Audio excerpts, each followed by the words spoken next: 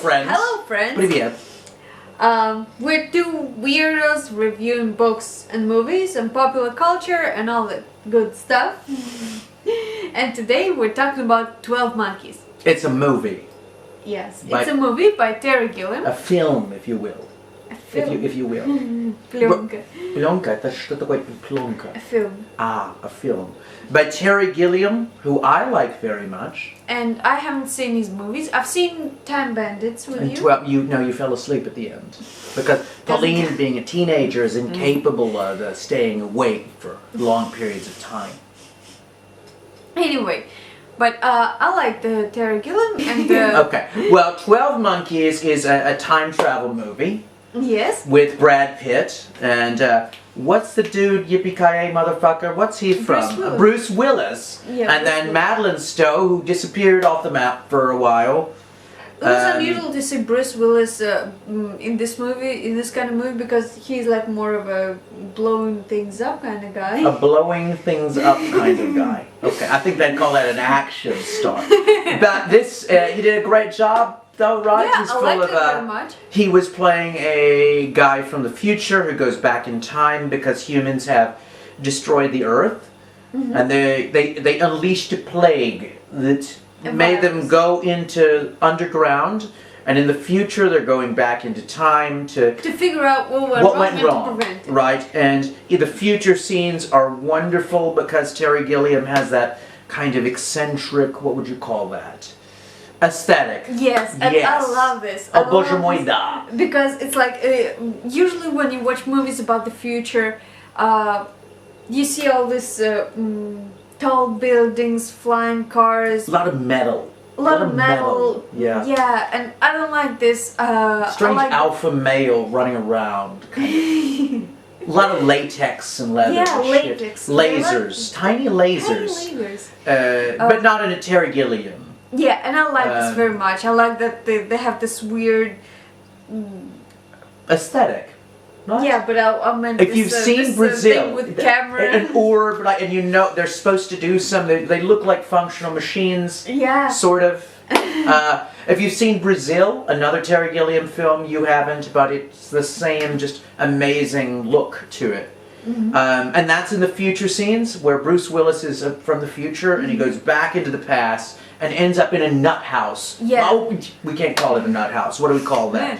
An institution for the mentally challenged. In our time, that's really what we call it.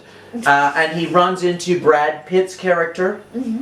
And what I also like is that no one has any idea what's going on, because in the future you think they already know everything, but they don't know jack stuff.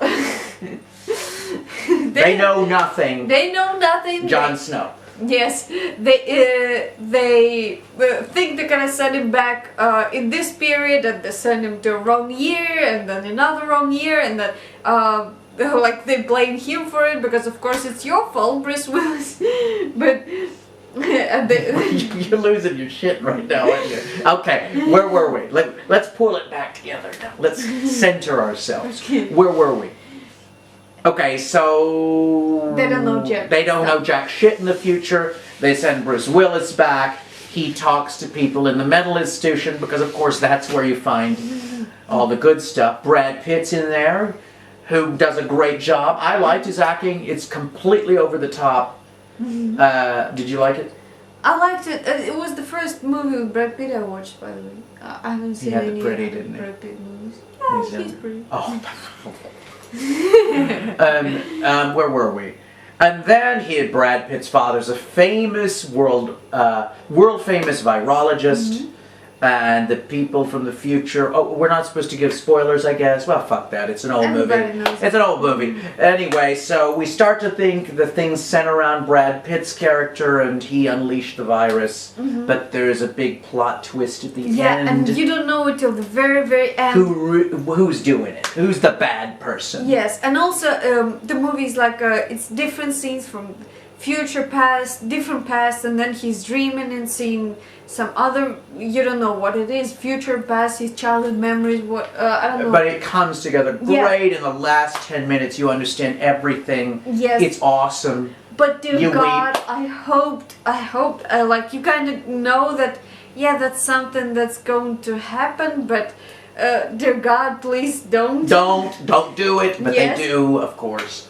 And like when the dude handed him the gun in the end, like you think, You're not supposed to tell him that. well, you think he's gonna change it, and he's not gonna. So you hoped for happy ending. Yes, because I love happy endings. Okay.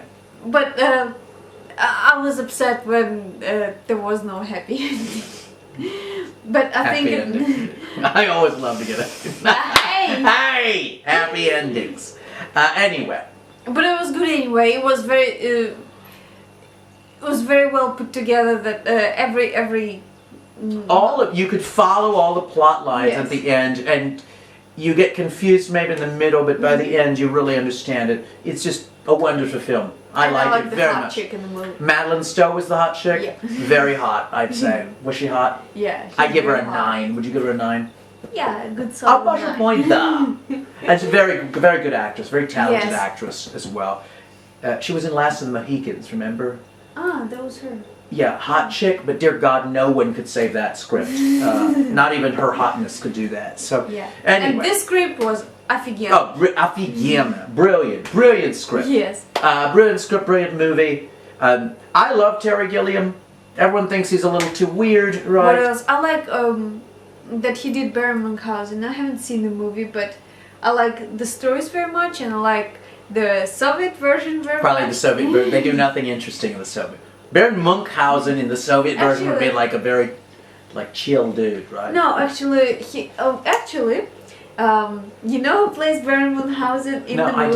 No, I don't, because I'm not a Soviet. Oleg Yankovsky. Конечно! He's an actor, a very famous Soviet actor. He's very beautiful, handsome, and he's from Saratov. And I saw his brother once in the store. And my dad told me the sad story about... Это конец история? No, it's not. His brother wanted to be an actor, but he was very shy and he didn't tell anyone. And he went to try to be an actor to the main acting school. And he passed. But then the younger brother, Oleg Yankovsky, went there too without telling anyone. And he's shown up there, and they're like, Yankovsky, well, you're already here. And so he went instead of his brother, and it's so sad. I always felt so sorry for the older brother. See, you're worse than me. That's a digression. What does that have to do with 12 Monkeys? And see, because it's worse than I am. Okay, That's Baron Munchausen, the Soviet version. Go watch that, I assume. Yes. 12 Monkeys is what? 12 Monkeys, however, is a completely different movie. Nothing in common with Baron Munchausen. Это конец истории. I loved it. like his aesthetic. The writing's brilliant. Hope to see more. Acting's very good too. I thought. Yeah, very good acting. Very good acting. I didn't expect it out of Bruce Willis. I mean, he did. It's not his genre, but he's a very good He did a actor great anyway. job Yeah. being a lunatic. Mm-hmm. And Brad Pitt depends on what kind of acting you like. It's like totally overblown, and he did a great job. Yeah, I think he did awesome. Really good job. Yeah, and he's pretty. Anyway, that's the end of the story. Это конец истории. That's all we can say about Go 12 watch it. Monkeys. Go watch it. And Go where videotapes are sold or rented, and rent it or buy it. and watch. And watch it. Anyway, thank you for watching. See you soon. Goodbye. That's the best you could do. Oh, fuck you. Okay, пока.